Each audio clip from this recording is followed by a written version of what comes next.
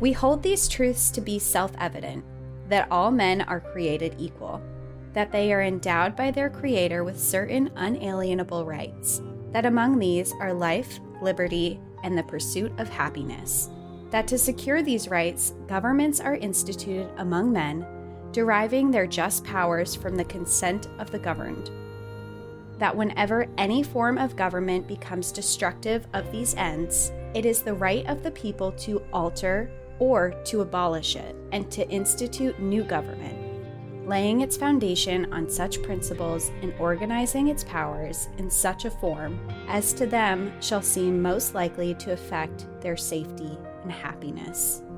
The Declaration of Independence, formed on July 4th, 1776, guaranteeing equal rights for all people, and stating if the government were to ever interfere with that, citizens can intervene. When implementing these laws, though, the United States forgot about some people. They forgot about the African Americans they were enslaving. When William and Ellen Craft faced cruelty and a life of no freedom, they challenged it. They risked everything and their lives to be the people who would challenge these laws, to be those citizens who would alter the powers of the government, just as the Constitution was written for them to do. Welcome to National Park After Dark.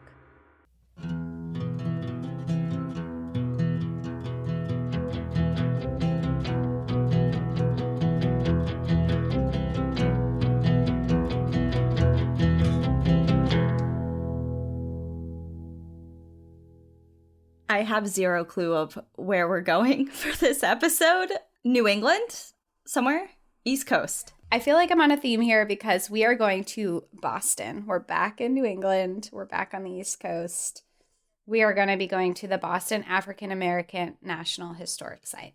I have never heard of this. And when I tell you where it is, you're going to be like, I've been here. And I had no idea that I was here. And I thought that this would be a good park to go to because today is Martin Luther King Day. So today is, I know for a lot of people, you know, this is a day where we have a vacation day or we get some time off or whatever it is.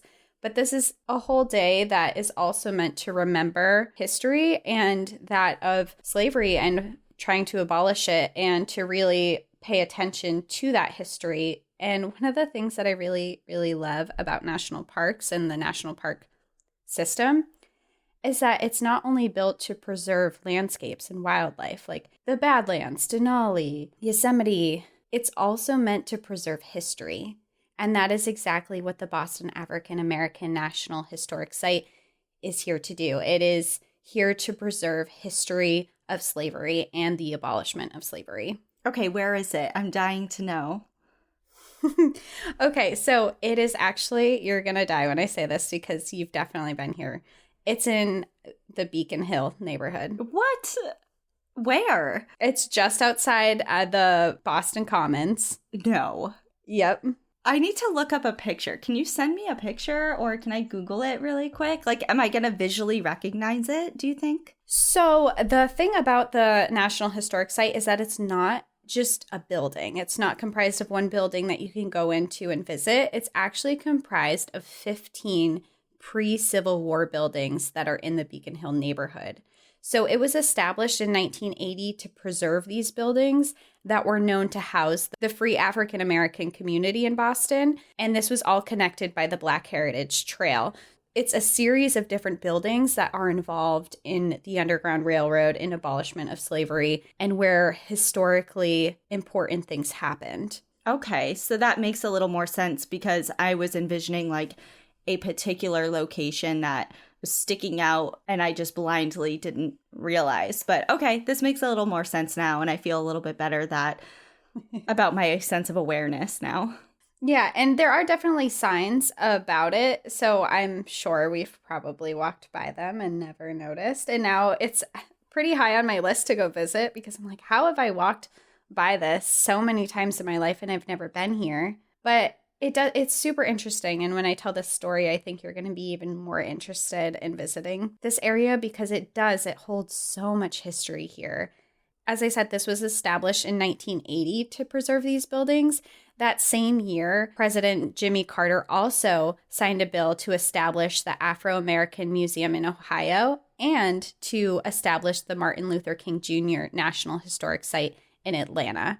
And that park obviously is in remembrance of Martin Luther King Jr. and his legacy and his leadership during the American Civil Rights Movement. It preserves places like the church that he was baptized in, his childhood home, his grave site, and a lot more different buildings that are in relation to the history of Martin Luther King.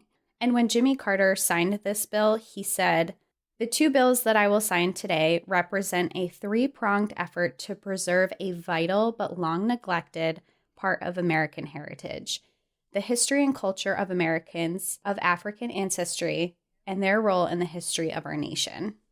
And just as like a very, very brief overview of slavery, because I think for the most part we've all learned about slavery, but I just want to touch on it a little bit for timeframes and things like that. But the history of slavery actually goes back hundreds of years. It began throughout the 17th and the 18th century, where people from Africa were being kidnapped and brought to America to serve as laborers for productions of things like tobacco and cotton and different farming. And this was mostly in the South. And while the numbers aren't exact, it's estimated that during this time, 6 to 7 million people were brought to the U.S. That's so many. That is so many. Most of it was in the southern states, and that was because the northern states' economy it wasn't as useful for them to enslave people because it was more industrialized up north, where down south it was all plantations and farms, and they needed the labor. Eventually, it became widely known of the extreme cruelty and the horrible conditions that these people were going through. Slavery ended up being completely abolished in the northern states around 1804. By the 1830s, the fight for abolishing slavery really began, but it wasn't until 1862 that the Emancipation Proclamation happened and it freed all enslaved people. But then, of course, after that, there's segregation and there were a lot of issues with white supremacy and a lot of things going on after that. But for this episode, we're going to really focus on during the time that slavery was still in existence. My first kind of like eye-opening experience, and I hate to say it's an experience because it's literally just a movie that I watched. And to say it was a movie is putting it lightly. I'm pretty sure it was like a multi-part series in cinematic format. I was a kid. It was like I was kind of watching it as my family was watching it, like just in passing. But yeah, it was called Roots. Do you remember that? It's like a 70s movie or 70s series. It's actually a book, too. It's a 1,000-page book that I've read, actually. I'm sorry. You read the book? Yeah, I read the book. I have it actually not next to me, but I have it on my bookshelf. Yeah, it's Roots is essentially, it's a book that starts from the very beginning of slavery, back from when people were going to Africa and kidnapping people in their villages. And then it goes throughout time and generations of family from the beginning all the way to the end. Have you seen those series that I'm talking about? No, I've only read the book. It's like that memory I haven't thought of in years because I was little. I don't even think I ever talked to my family about that. It wasn't like, what did you think of that? And like, it was just kind of like it was on, they were watching it, and I was there. And that was my first experience with understanding, or at least beginning to understand what slavery was about in this country. And I can't believe you've read the book. I've read a lot of books about Black history. So the first book that I ever read was actually in school, and it was what I was introduced to for history. We would have things like during Martin Luther King Day that week, we would always do history about slavery and what was going on. But the first book that I read, it was called Roll of Thunder, Hear My Cry. And it's not a true story, but it's based on what a family would have gone through during the times. And we read it, and I remember just being so appalled of what was going on. And I was in fourth grade, and it was the first time I had ever even heard that this was something that happened in our history. And then I ended up reading the whole series because it was a whole series of books, like in my free time. Other people were reading like Captain Underpants, and I was reading like all about Black history. And then I also loved reading about the Holocaust. So I was like, I'm like 10 years old and other people are reading those books. And I'm like, I've always been drawn to the stories of people who have been oppressed, who have fought so hard for their livelihood. And it's always been something that's really, really interested in me and has been really inspiring to me. So researching this episode was actually really interesting because I read a book for this episode and I had never read this book, and I had actually really never heard of the people that we're going to talk about today either. Okay. This is why we're friends, just so you know. Like that little fact that you just shared with me, it's like, okay, now I get it. It all makes sense. The books I would read as like a 9-year-old. Just like the picture you just painted of Captain Underpants and reading about the Holocaust, like I just get it now. So, okay, I'm ready. So tell me a story. Okay. Well, we'll start a little bit more into the Boston African American National Historic Site, just some of the things that it preserves. So it preserves buildings that were used in the Underground Railroad that were helping to bring enslaved people to freedom, like the John Corbin House. And this was the home of John Corbin, who was an abolitionist and a civil rights activist. And he was also one of the most wealthy African Americans in Boston at the time. And he dedicated all of his time to abolishing slavery. And he also founded the Massasoit Guards, which was a Black military company that was built to protect residents from slave catchers that would come to Boston trying to bring free people back into slavery.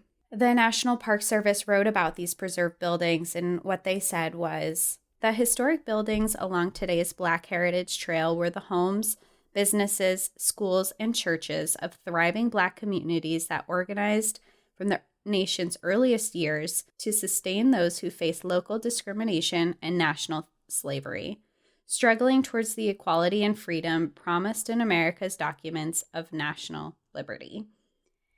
And another building that this park preserves is the Lewis and Harriet Hayden House. And Lewis Hayden was once an enslaved person who had escaped. And afterwards, he became an abolitionist leader, and he actually became an elected member of the House of Representatives. And he was extremely active in the Underground Railroad operations. And his house served as a place for escaped enslaved people to seek refuge. Among the people that he protected in this house were two people by the name of Ellen and William Craft. And it's their story that I want to tell today.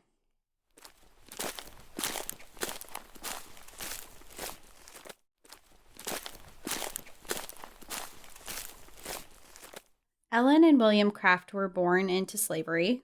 Ellen Craft was born in Clinton, Georgia, around 1826. Her mother was named Maria, and she was an enslaved person. Ellen's father was named James Smith, who had been Maria's enslaver. So during this time in slavery, Maria's mother would have been seen as property, and there were no rules against sexually assaulting people that you owned, essentially, which is horrible to say. It was really common for white slave owners to have children with enslaved people, and that was how Ellen was born. Okay. And while there were laws that stated you weren't allowed to kill enslaved people, there were huge loopholes around this. So at one point, the Constitution of Georgia had written, "Any person who shall maliciously dismember or deprive a slave of life shall suffer such punishment as would be inflicted in the case like offense had been committed on a free white person. And on the like proof, except in the case of insurrection of such slave, and unless death should happen by accident, in giving such slave moderate correction." So essentially what this was saying was you were allowed to punish people physically, and if you accidentally killed them, it was okay, as long as it was an accident. I was going to say the language started out promising, but then took a quick turn. Yeah, and it was essentially this law that it's like, oh no, you're not allowed to, but like you can, as long as you say it's an accident. It went on to say, "If any slave who shall be out of the house or plantation where such slave shall live or shall be usually employed, or without some white person in company with such slave, shall refuse to submit to undergo the examination of any white person, it shall be lawful for such white person to pursue, apprehend, and moderately correct such slave. And if such slave shall assault or strike such white person, such slave may be lawfully killed. God, this is just like so barbaric. And it wasn't even that long ago. No. And these are real written laws that were in place. And enforced and abided by. And and I would say even to go as far as saying taken advantage of by white people. Like it was a crutch and kind of not even a crutch, but just something that they were like, well, it's the law. So, and it's like, well, guess who wrote those laws? Do you think any people of color were involved in that? No. It's just kind of like, it's just a lose situation for people of color, and it had been for so long. So I'm excited for your story to see if it, like, they make a turnaround with this and what they do to reverse some of that, because it's just so infuriating to even hear about. It is. And I think that it's so important to bring up these conversations, because I know for me, I learned about this stuff in elementary school, you know, and I feel like that's really the last time that anyone talked to me about slavery. And there's so much history in it, and there's so much that really happened. And it's like they say, it's our job to talk about history and remember history to prevent it from happening for future generations. It's our job to tell other people and younger generations what happened so this history can carry out forever. Yeah. And you're so right. I mean, I remember doing a project on Harriet Tubman. I was in 3rd grade. Yeah. That was it. It's like the education stopped there. And I mean, maybe that's a reflection of our own school system in New Hampshire. And maybe it's very different in other areas of the country. I know, especially for my school, we were predominantly white. So I don't know if that makes a difference if we were going to go to a school that had a more mixed population of people, if it would be more important to highlight it. That's a good point. But of course, I've been reading books since I was a child. But it's just like a disservice, you know, because there are people that I'm sure would have been very excited to learn about history like this for the sole purpose of wanting to know more and taking that and doing better in the future, but they were never given the opportunity. And yeah, great, we were exposed to it when we were in 3rd grade, but how far did you really get into what the atrocities of slavery really meant? Like, no one's going to tell that to a 3rd grader. I remember like doing a presentation on like Harriet Tubman was born here. She was a leader in the Underground Railroad, which helped people. The end. You know, like that's pretty much it. Yeah, but it's our history. We need to know about it, and we need to talk about it, and we need to remember it. But anyway, going back to Ellen Craft, when she was born, because her father was white, she was actually born with very, very light skin. Even though her father was a slave owner, Ellen was born into slavery with her mother. She was not considered a part of her father's family at all, and was actually an enslaved person to his family at birth. Ellen, because of her skin color, was often mistaken as her enslaver's family. And this made James Smith's wife, he did have a wife when this all happened, very upset. And she was exceptionally cruel to Ellen, and she treated her worse than anyone else that was there. And even though Ellen was James's daughter, technically, she was property to him, and this meant that she could be sold or traded to another family at any time. In fact, during slavery, your skin color didn't always factor into whether or not you were a slave. There were actually a lot of white people who were sold into slavery. Horrible parents would occasionally sell their children, or white children would be kidnapped and then sold into slavery as well. And there was actually a big case down there where 2 children who were German immigrants came over onto a boat into Louisiana. Their parents, unfortunately, suddenly died, and they were left there alone. And they ended up being sold into slavery instead of returned home. And it wasn't until almost 20 years later that some relatives came over on a boat and saw one of the girls working in one of the shops. And they went to court over it to fight for her freedom. And they ended up getting her freedom, but her sister was never found. Oh, no. Okay. So even though Ellen looked like she was predominantly white, it didn't matter. She was still enslaved. James's wife was so tired of having her around the family that she actually ended up giving her away as a wedding present to her daughter to be enslaved with her new family. She's being treated like property. She gets traded. She's like, you're now this person's slave. This is going to sound like such a, I don't know, kind of like a no shit statement, but I just don't understand how you can treat somebody, another human being, like that, despite whatever the times or the laws at the time. Like, you're still a human, and I don't know, like, I just don't, we live in a time that there are laws that I don't agree with that have to do with the treatment of whether it be certain people or animals or whatever that I don't agree with, but there's a moral compass within myself that I feel like a lot of people feel, and for that to just go total, it just seems like in this time that was completely ignored or not a thing, and I just don't get how it could not be a thing, because you're still a human.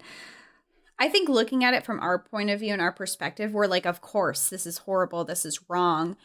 But back then, there was so much propaganda that was labeling all African Americans and all Black people as worthless. So looking at it from ours, we're like, how could you ever do that? Yeah, I get it, but I don't get it, you know? Yeah. Which I feel like I'm speaking for everybody right now. Like, I understand what you're saying, and it's just, it is the injustices and the craziness that it is really difficult to face when you actually sit down and think about it. It's a hard pill to swallow, that this is what our history is, and this is what the world is. And the world, yeah. That's why it's so important to talk about it. Yeah.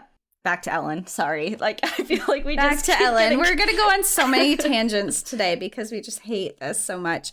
So Ellen was given to her daughter to be enslaved with her, and she was treated relatively well. She wasn't put into hard labor. She became a maid in the family's home, and her daughter was very kind to her. She didn't do correctional punishments. I want to say it was a good situation because it's obviously not, but it was a better situation than many other people in her situation were in. Gotcha. And Ellen was always regarded as their favorite as well. So she was treated a little bit better than even the people who were around her. William Craft was also born into slavery in Georgia.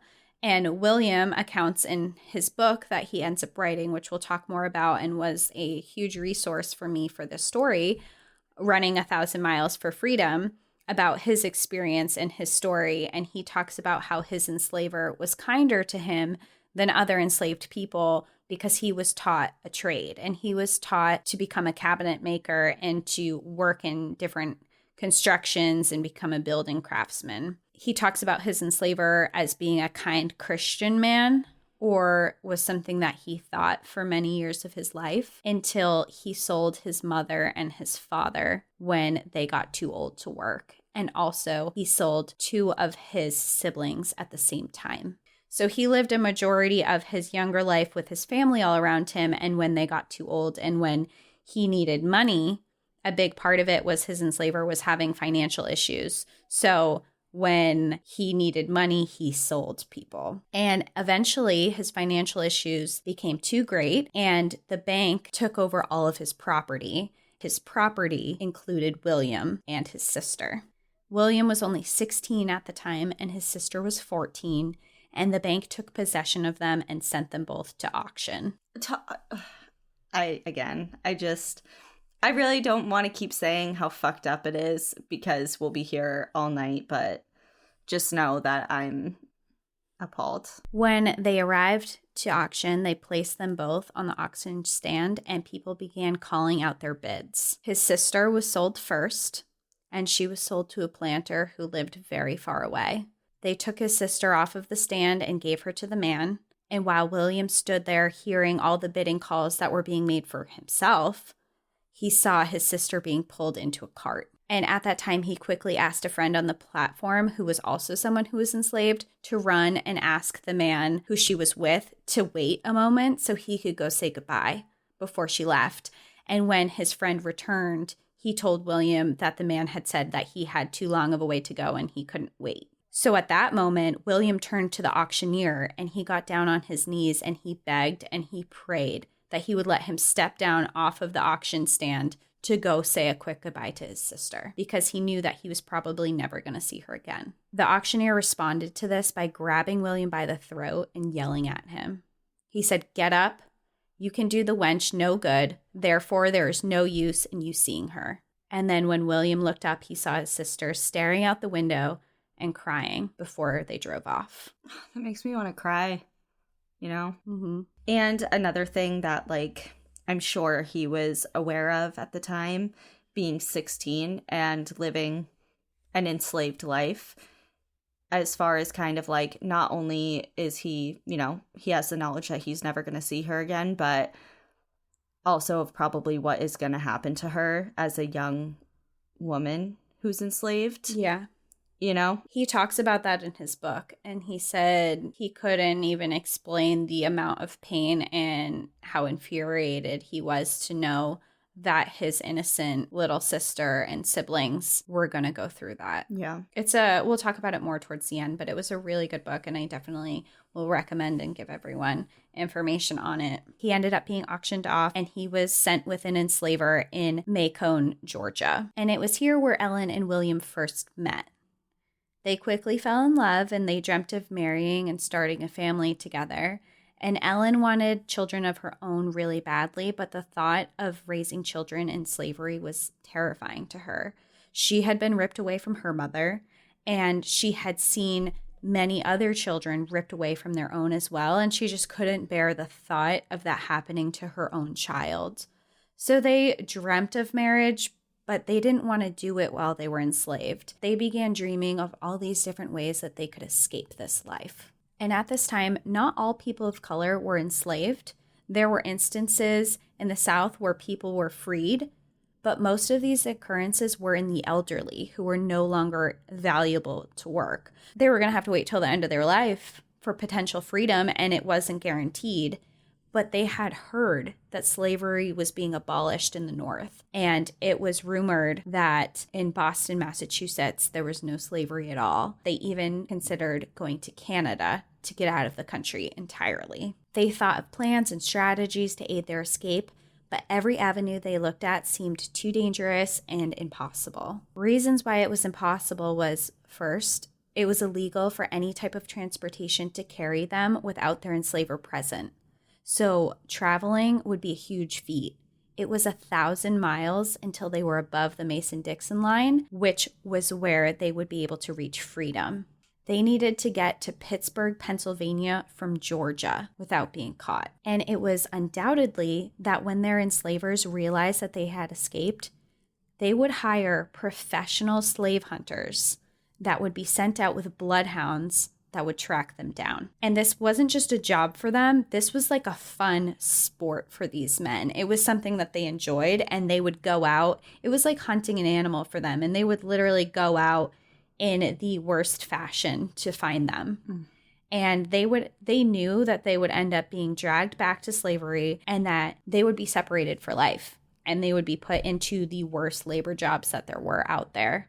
Or worse, they would end up being tortured, or to make a statement of them of trying to escape, they would be publicly murdered. Yeah, like they would be used as an example to deter other enslaved people from even thinking about it. It's like, we'll see what happens if you try and do anything shady against us. Like, this is what's going to happen to you, which is just so terrifying, but it just shows how desperate people were for freedom. Exactly. And Ellen and William were weighing all of these horrible options. They're like, we could escape to freedom, or there's a really big chance that this might happen to us, and we don't have it that bad. They're like, our enslavers aren't that horrible to us. They're kind of in this like almost comfort zone of like, we don't have it as bad as other people, so should we leave?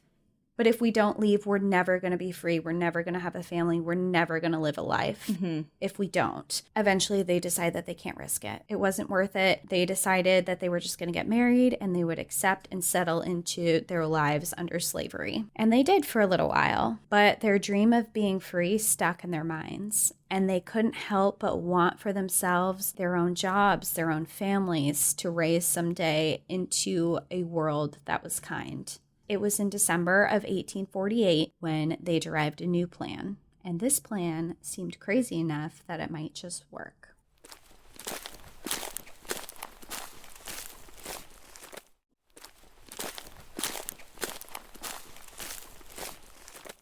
Slaveholders were allowed to bring their enslaved people to any part of the country they wanted, and that included to the free northern states. And this hatched an idea in William. Because his wife was so light-skinned that she passed as a white person, she might be able to get away with passing as a white man, traveling with him, and he would pretend to be a slave to him. Okay, I get it. So she's going to pretend to be a male slave owner, and William is the enslaved person that she, pretending to be a male, is owning. Yes. Okay. And when Ellen heard this idea, she immediately was like, no one's going to believe that. She was worried that people were going to recognize that she was, first off, was not a man, and that this was all a sham. She was going to have to travel like this for 1,000 miles. So she's terrified by this thought. There's so many things that can go wrong again. And then as she thinks about it, she wasn't regarded as a person, or a woman. For here, she was merely something that someone owned. And she absolutely hated this reality and she couldn't stand it. And she wanted more than anything to escape it. So after thinking about it long and hard, she eventually agreed. She told William that she wholeheartedly believed that God was on their side and they would help them make it to freedom. And she agreed that if he were to go out and purchase a disguise for her to wear, then she would do it. So this created a little bit of another obstacle because in the state of Georgia, he was not allowed to trade or purchase any goods without the permission of his enslaver. So he needed to find someone who would sell him articles of clothing. There were some people who would do it, though, because they wanted the money and they didn't care. And also, it was unlikely that if a white person sold him anything that they would ever get caught. Because at the time, if you were enslaved, you were not allowed to testify against anyone in court. So there would be no he said, she said, his side would never be told. Oh, okay. He ended up finding people actually very quickly that were willing to sell him stuff, but he didn't want to bring attention to himself. So he went out and he bought one article of clothing at a time. Gotcha. So it didn't seem like he was buying any disguise or anything like that. It was just like, oh, I'll buy like a little handkerchief here. I'll buy a shirt over here. And then she actually made her pants that she would wear. And because she had been the favorite enslaved person of the house, their favorite maid, she had access to a small room in the house to herself where she was able to sew and had access to some more clothes. And she actually had access to a large chest that was filled with clothes from the household. So she was able to stow away the clothes that they had bought into this chest where no one would see it. Okay, so kind of just stashing it out of sight. Yeah, not in her own belongings because if she's found with it, she could get in a lot of trouble. So she hides them in the house. Their next step was devising a way that they could actually escape before anyone noticed that they were gone. If someone noticed that they were gone immediately, they would call in these slave hunters to find them right away, and that would really lessen their chance of actually escaping. But at this time, it wasn't unheard of that kinder slave holders, like the family that she was with, would allow their favorite enslaved people a few days of vacation from work around Christmas time. And it was around Christmas time. Oh, so in other words, a head start. Yeah, exactly. They're like, if we can be gone for a few days and we're expected to not be around, we might be able to get away. So Ellen persistently requested time with her husband for the holidays. And after many times of asking, it was finally granted. And she was, at the time, you had to have a pass. So she was given a written pass allowing her to be away for a couple of days. William was also able to get a similar letter, and when he got the news of this, when he got his letter, he quickly found Ellen to tell her the really good news and handed her the letter. But this was another obstacle. To be enslaved meant that it was unlawful to be taught to read or to write, and some states even had harsh punishments that were enforced if you were caught, like fines and imprisonment. In Virginia, there was this woman by the name of Margaret Douglas who taught this little girl named Kate to read the Bible. When the judge found her guilty of a crime, he told her, "You are guilty of one of the vilest crimes that ever disgraced society, and the jury has found you as so. You have taught a slave girl to read in the Bible. No enlightened society can exist where such offenses go unpunished." And she was sentenced to a month in jail and had to pay the costs of the entire trial. What? Okay, saying it's the most vile thing, like that is the most outlandish garbage. Like, how insane is that?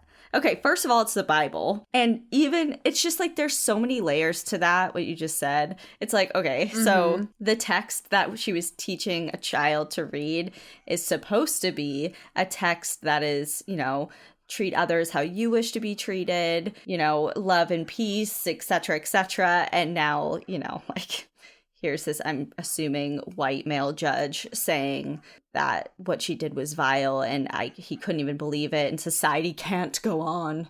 It's like, come on. Like, yeah. Jeez. Yeah, it's insane. It's absolutely insane when you look at it. And it's like, you're the vile one, sir, actually. Thank you. Yeah.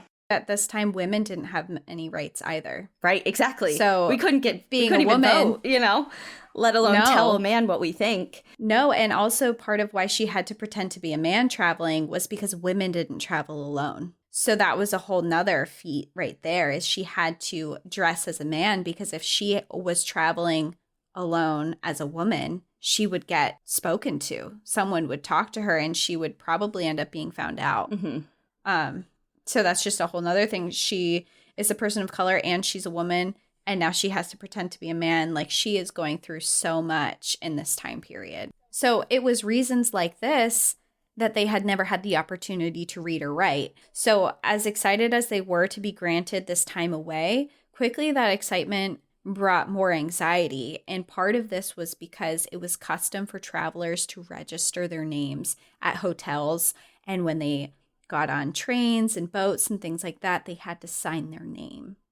And they had no idea how to do that. And then Ellen thought of a plan. She would create a poultice to wrap around her writing hand in a bandage. And this is a material made from plants, and it's often used for soreness and inflammation. So she would put that on her hand, wrap her whole arm in a bandage in a sling, and pretend that she was sick and injured. And she was going to pretend to have an inflammatory disease that she was traveling with. So whenever she was to register somewhere, she could ask the officers to write her name for her. So smart. Wow. Yeah. So clever. Very clever. And then she also realized that she was going to face another obstacle where she didn't have any hair on her face, as a grown man would have. So she needed to be able to hide part of her face. So she did the same thing. She created a bandage and put that plant material on her face to pretend to have that inflammatory disease. And she wrapped her whole jawline to hide the fact that she didn't have facial hair. Wow. That's taking it a step further. Like, wow. Okay. And did she like chop her hair up? Did she have long hair? I'm guessing she cut it. Yes. So the night before they left, her husband cut off all of her hair. Okay. And this was also something that was really upsetting for her because she liked her hair. And this was just another thing that she had to do. She would never have cut all her hair off if she didn't have to, if she didn't have some other option. But this was the only way that she could think that freedom was even possible. Yep. So he did. He cut off her hair, and he also bought her a pair of green glasses because she said, you know, the more of my face we can cover, the more comfortable I'm going to feel. So let's put some glasses on my face too. So she had glasses. She had her face wrapped. She was really trying to hide the fact that she was a woman. And it was really important for her to hide the fact that she was a woman because she wanted it to be believable that she was out with her enslaved person. And it was important because at this time, your complexion was enough to get you arrested and questioned by any white person who was walking down the street. If you were traveling without your slaveholder, she needed to be there and they needed to have a real cover story. It was also appropriate to be severely publicly flogged by officers if you were questioned. Even if you did happen to be a free person, if you didn't answer the questions appropriately, they were able to publicly punish you. And even if you did turn out that you were actually a free person, they were still going to fine you for the trouble of questioning you. That's absolutely ridiculous in every way. So the night comes that they are going for their vacation. It starts that following morning. That night, Ellen gets fully dressed. They were packed to leave. They're getting ready to walk out the door. And they stood outside the door for a moment. Before they walked out, Ellen just burst into tears. And then she began sobbing. She began thinking of all the ways that their plan could go wrong. And the fact that if it did, they would be killed or separated forever.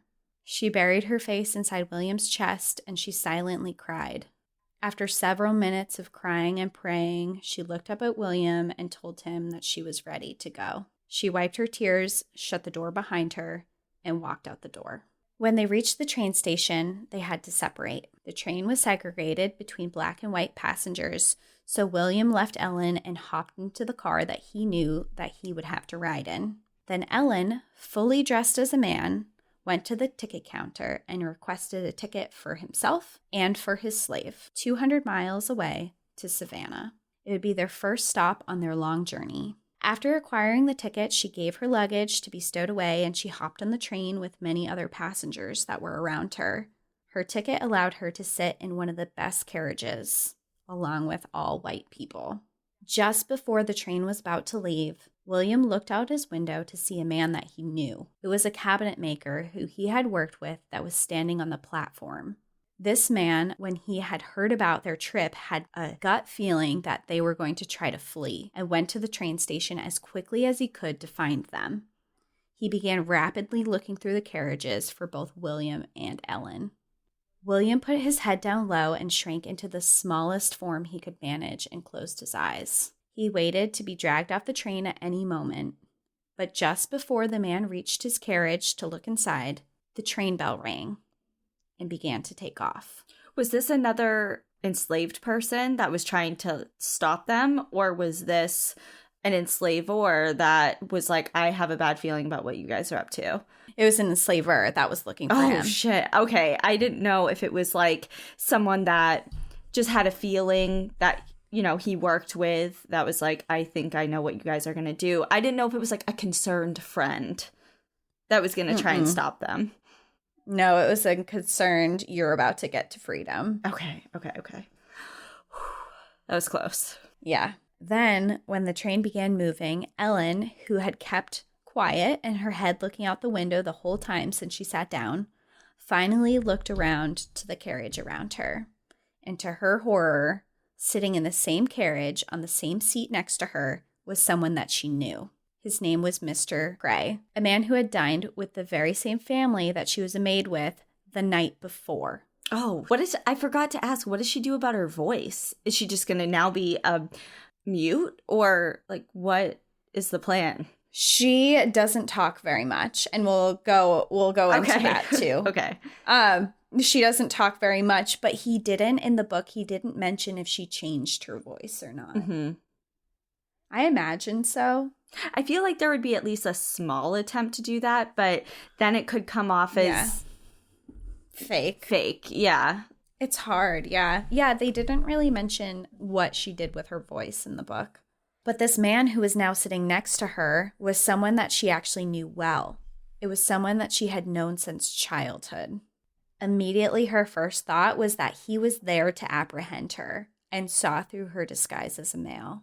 Her heart was racing as thousands of thoughts rushed through her head of what she could do. And after a few moments where he didn't say anything, she decided that he might not actually recognize her and decided that it would be best to remain silent and avoid eye contact with him completely. After a little while on the train, though, Mr. Gray tried to start a conversation with her. He said, "It's a very fine morning, sir." Ellen's heart was racing. If she responded, he might recognize her voice, or if she looked at him, he might recognize her face. A few moments passed, and he said it again. "It's a very fine morning, sir." And he said it louder this time. And again, Ellen ignored it. A small giggle came from some people around him, and then the man repeated again, and even louder this time. Ellen turned her head, looking down, and said, "Yes," before she turned back to the window. Another man on the train made a comment about how it must be awful to be deaf. And then they changed the subject to something else amongst each other. Yeah, it's like, yeah, sure, that's what's happening. I'm deaf. Oh my God, the anxiety. And it's like, sir, mind your own business, please. Okay? Like, we're not here to have chit chat. She would have been, I mean, I was going to say, like, when you first said, well, he was next to her and, like, she was worried about him recognizing her. I was thinking, like, well, luckily for her, everyone's up, like, so much up in their own mind that a lot of times they're not aware of their surroundings. Mm-hmm. But that's right now, and that's our experience, especially with phones, and, like, you know, we just got a lot of other things going on. But back then, like, I mean, you're just going to talk to people like that's what you did. You'll find that everyone's in everyone's business on this journey. It's like, get away from me. Like, can you just leave? If I don't answer you the first 2 times, like, take it as a loss. Maybe I don't want to be talked to. Move on. Yeah. Okay. Later that afternoon, they did arrive to Savannah, Georgia. They made it over there. They hopped onto a bus from the train and headed over to a steamer boat that was heading to Charleston, South Carolina. And when they got on the boat that evening, Ellen went straight to her room. She wanted to avoid any contact with any people as much as she could.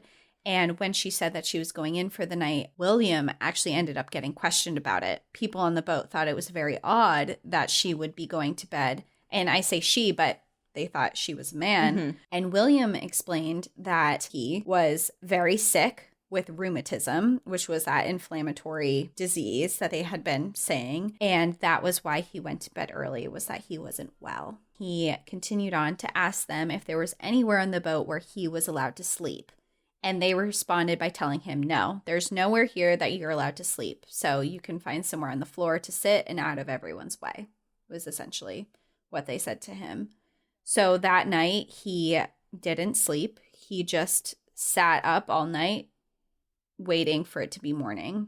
And that following morning, when William found Ellen, she was sitting at a breakfast table right next to the ship's captain. He had taken interest in her health and was asking questions and making sure that he was okay. And William, who was still in this role of being a slave to Ellen, stood beside her and cut up her food for her because her arm was still in a sling. So he's next to her, pretending to be this enslaved person and waiting on her, while she's pretending to be a man, talking to the highest up person on this ship. Not only that, she's pretending to have an ailment she doesn't have. Exactly. Oh my God, this is so stressful. Like, I didn't know I was going to be stressed tonight, and here we are. And it's like, okay, maybe this is like, this particular conversation may have been like, you said he was interested in her or his health and if he was okay, and that's all well and good. But like, why are you up here talking to me? Like, this is the worst time. It's like, get away. I'm just trying to... My face is in a bandage. I'm not well. Get away from me. Like, I don't want to chit chat right now, you know? Yeah. And no one, and you'll find throughout this entire journey, no one feels that way at all. Great. As an introvert and someone who just gives off the please don't approach me vibes, I hate this through and through. And you're not even someone is avoiding people because it could save your life. My life isn't on the line. Yeah, so they're going through a lot right now. Like, they're being traumatized over and over again already. Like, they're so upset and they have to put on this brave face the entire time. And Ellen, she has to put on this strong, nonchalant act this whole time, where William, he's not really allowed to talk that much. So he's there, but Ellen is the one who has to have conversations with all these people. Yeah, like he's playing a part, but she's the lead role here. She's really carrying the team, and it's up to her to really sell this whole thing. Exactly. And while they were at breakfast, the captain commented on how attentive William was and expressed that he was really concerned that they were heading to the north. And he actually told Ellen that she should not be bringing a slave to the north, that he had to be very, very careful there because William might seem very well behaved and very attentive to Ellen right then, but as soon as they crossed that border into a free state, he was going to escape and was urging her not to continue the trip. It's like, okay, duly noted, thank you. It's like, okay, sure. And before Ellen could respond to this, another man spoke up, and he was what was known then as a slave dealer in the South. And overhearing this conversation, he had some words to say about it. He seconded the opinion of the captain that bringing William north would surely mean losing him and he would escape to freedom. He then offered to buy him from Ellen right then and there. What the hell? This is all in front of William too. Like, remember, they're really treating him like he is property. He's not a person. They're not regarding him as such. This is all a conversation that is happening right in front of William, and he can't even say anything. And this is all happening to his wife, the person who he loves. And she held it together, and she said, "I do not wish to sell, sir. I cannot get on well without him." And he snarkily replied and said, "You will have to get on without him if you take him to the north." And then he continued to offer to pay for William and to take him off of his hands. And when Ellen responded by saying that she was confident William wouldn't leave and would be faithful, this man became enraged. And he started yelling that there was no person of color that was faithful to a white person. And he started yelling about this and got very, very upset. And then only a short while later, another person chimed into the conversation after hearing Ellen say thank you to William for helping her during breakfast. And he told her that he shouldn't be saying thank you to him and that that was considered spoiling him and that she should use fear to get him to do what she wants. And he said, "Don't you see, when I speak to my Ned, he darts like lightning. And if he didn't, I'd skin him." Oh my God. It's so cruel and so horrid. And then moments later, the person that he was enslaving, Ned, walked in and he lashed out on him and started screaming and swearing at him to work better and to work harder. And after that, he turned to Ellen and said, "See, this is the way that you speak to them. They'd never dare run away." And then he started telling him, "Do not take William to the north." So now she's got all these people surrounding her. She's become like this target. Like a target. Spectacle. Yeah. She's become the spectacle to all these people who are all of the people she's trying to escape, she's now surrounded by and are outwardly talking to her about how much they hate her, but they don't know that because they don't realize that she's an enslaved person and hate William. And, it's just, she is in such a really tough situation here and she is holding it together this entire time. I guess I just never really considered that other people would concern themselves with how they conduct their business with their own property. And that seems really detached and cold to say, but that's just how they viewed it then. But it's like, how is it any of your concern? Like, to you, I am a white male slave owner. And this is my property, and I'm doing what why is it anybody else's business?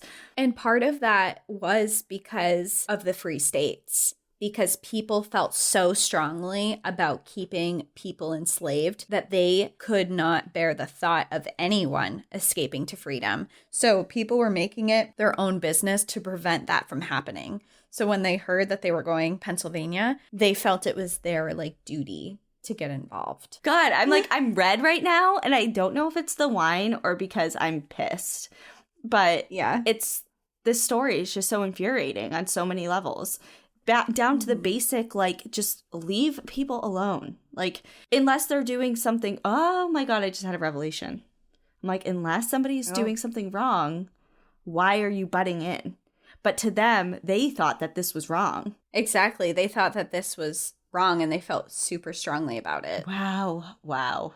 Okay. It kind of makes sense, but it also doesn't. Go on. So after these conversations, Ellen remained calm and she simply stated that she needed William and she needed to go to the doctors in Pennsylvania, that they were the best, which was actually true to the time, and that she wouldn't be able to get there without William. So her only option was to bring him into the north. When they finally reached Charleston, they hurried off of that boat and they went straight to their hotel. They didn't want to risk running into anyone who would recognize William because he was not disguised, and they just wanted to get away from everyone. The following morning, they needed to purchase another boat ticket to take them from Charleston, South Carolina, to Wilmington, North Carolina, and then to Philadelphia. When they arrived to the ticket booth, Ellen asked to purchase a ticket for her and for her slave.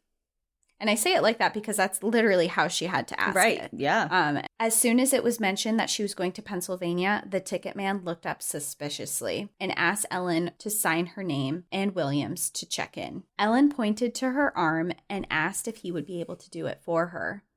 But this seemed to enrage this man, and he exclaimed that he just wouldn't do it. Just as this was happening, one of the men Ellen had spoken with on the ship before came forward and offered to sign it for her and pretended to know friends that they were visiting up in the north. And he signed her name as Mr. Johnson and slave. Afterwards, he explained that in Charleston, they were very strict about allowing enslaved people to head up to the north and would need someone to vouch for them. And he basically said to Ellen, he's like, this isn't anything against you. Like, I know he's being rude, but it's because you're going to the north with the slaves. So you need someone to vouch for you or no one's going to let you up. So he unknowingly did them a huge favor, not knowing that that was exactly what she was doing, was escaping to freedom. So they were able to continue on to their journey and board the ship. And it was December 21st, 1848, when they reached Baltimore. And this was the very last slave port before they would be into the free states. Where's the line technically at this point? Can they kind of like breathe a sigh of relief that they've made it? They can't until they're in Pennsylvania. And that's where the Mason-Dixon line is, Pennsylvania. Okay. Being this close created a lot of excitement for the two of them, but also with that became a lot of anxiety. They were so close now, and if they were to get caught, it would ruin absolutely everything. They were really close to freedom, but they knew that being this close to the border meant that people were going to be looking a lot harder for freedom seekers. William walked Ellen to her carriage as they went to board another train that would bring them to Pennsylvania. He brought her to her carriage, and then he headed back towards the carriage that he was allowed in, because again, this is separated. And as he was doing this, an officer saw him and immediately pulled him to the side and started questioning him. He asked him where he was going and who he was with. And when William said to him that his master, which was what he referred to Ellen as, was in the carriage, he demanded that he grab him and bring him out. He told him that no enslaved person was allowed to get on the train to Pennsylvania unless their enslaver had a good reason for it. When William got back onto the carriage and told Ellen what had happened, her heart sank. This was it. They were going to get caught right before they made it to freedom.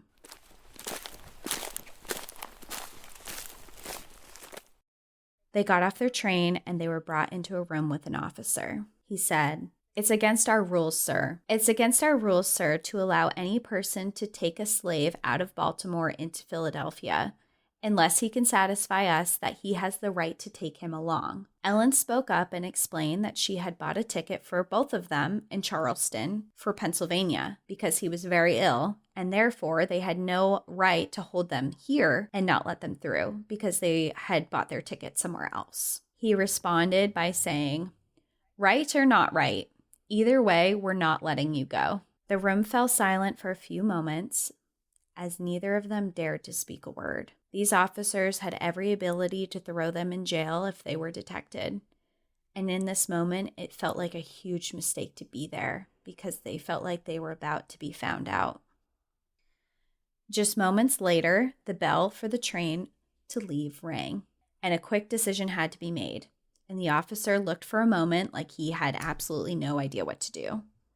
And then, against all the odds, he said he found no issue for why they couldn't board the train. And they both ran for the train and jumped on moments before it took off. Oh my God. This is like, you can't. Wait, did you say this is a movie? Did they turn this into a movie?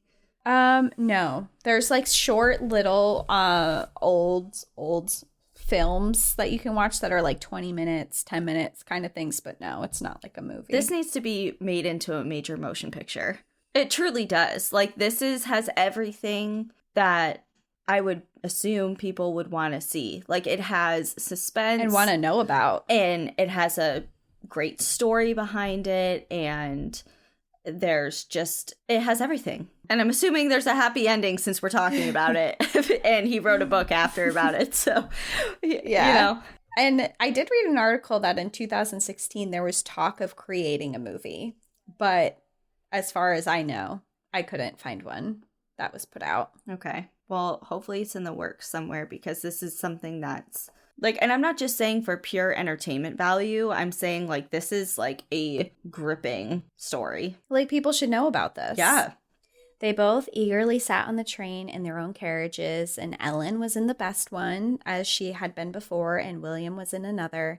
And this ride was long, and the anticipation to get there kept them mostly awake for that night. William had dozed in and out of sleep when he suddenly heard, "Wake up, we're in Philadelphia." As he opened the window and looked out, he saw all the lights of the city sparkling. When the train stopped, they unloaded their bags as quickly as they could and motioned a cab to pick them up. Once they left the platform, they both let out a huge sigh of relief.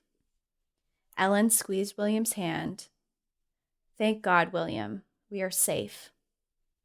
And then she burst into sobs. They made it to freedom on Christmas Day. They were met with warm welcomes from abolitionists, who set them up with a place to stay. After such a stressful and terrifying journey, Ellen and William needed to rest and relax.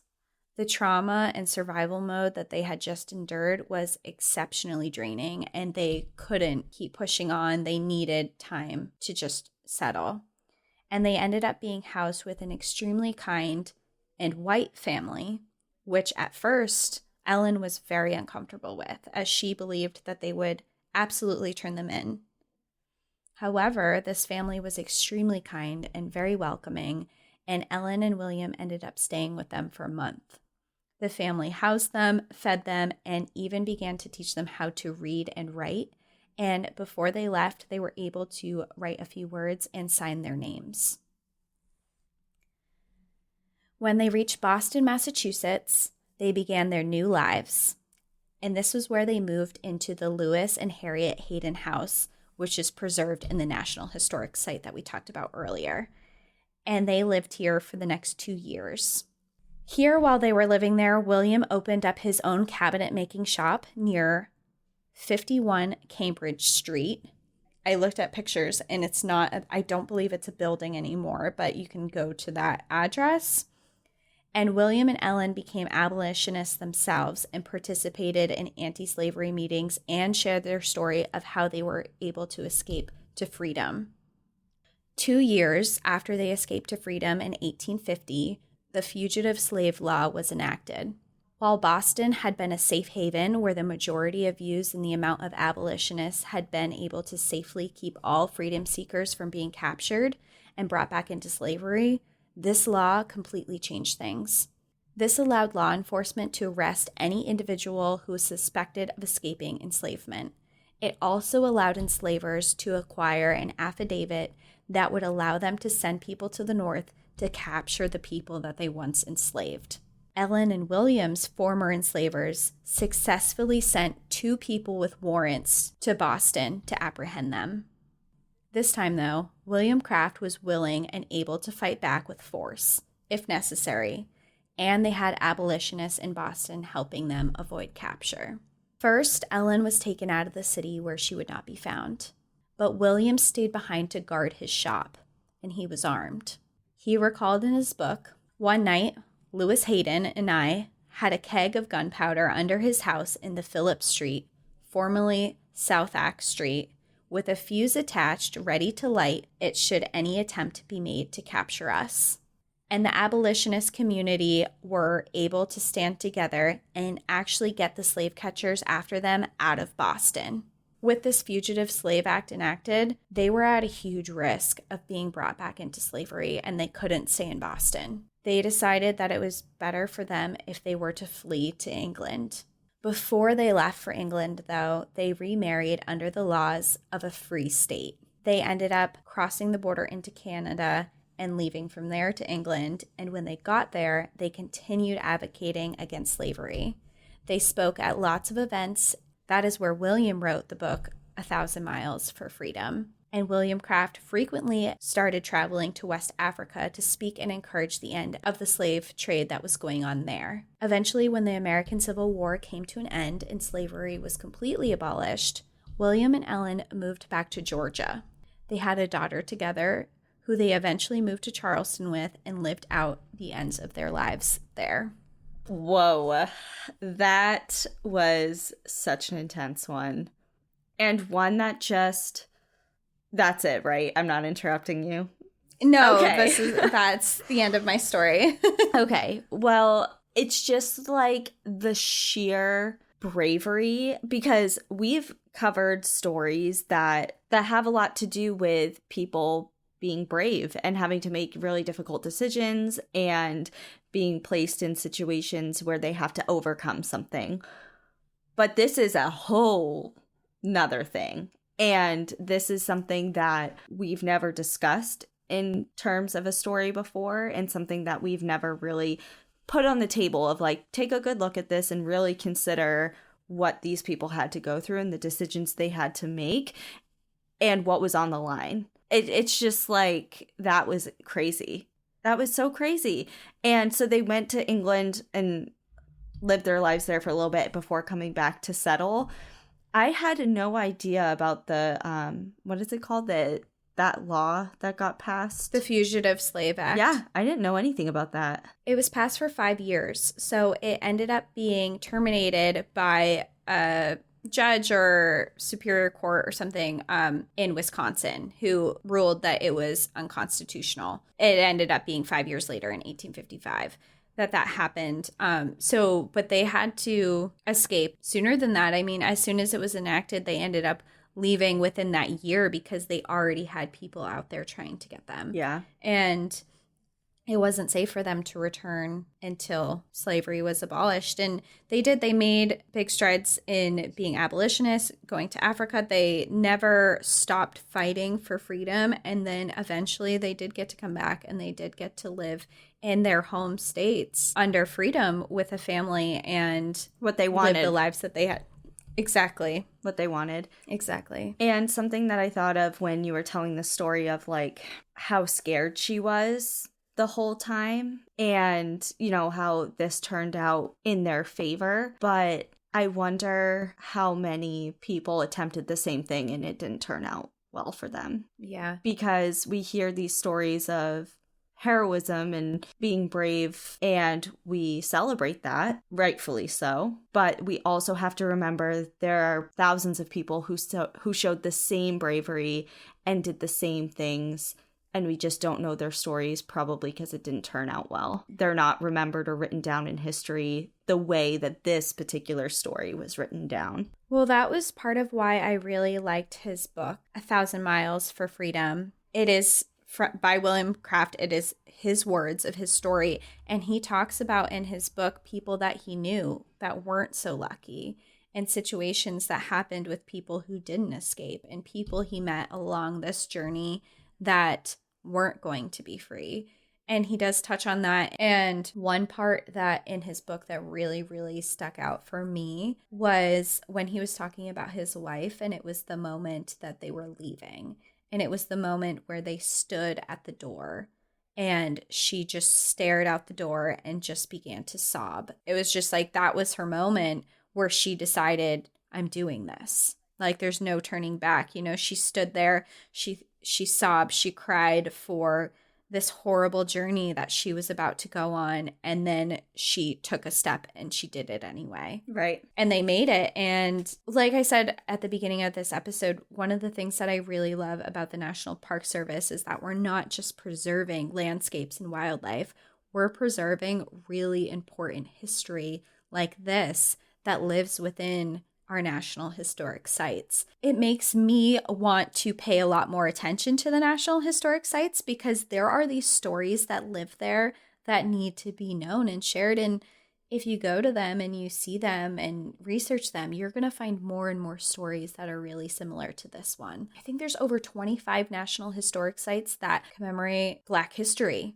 and slavery and things like that. So there's stories like that, but then there's also National Historic Sites that are remembering completely other topics and other things too. So this story really made me more inspired to look deeper into our National Historic Sites. Yeah, they're definitely the underdogs for sure. And I think that we've discovered that. Like, I think it's safe to say that both of us kind of, when we started the show and kind of were tossing around ideas and like stories that we wanted to cover, we were drawn to, you know, Yosemite and Yellowstone and the big kahunas of the national park system here in the United States. And they're great and we love them.